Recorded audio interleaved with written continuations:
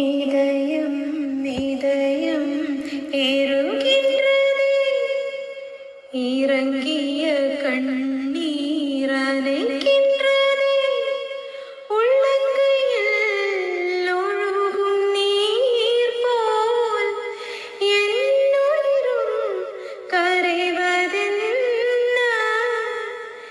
இருவரும் ஒரு முறை காண்போமா, இல்லை நீ மட்டும் என்னுடன் காண்பாயா?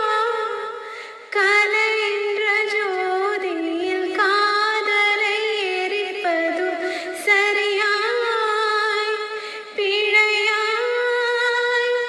விடை சொல்லையா, மார்கழி திங்கள் அல்லவா, மதி கொஞ்சம் நாள் அல்லவா,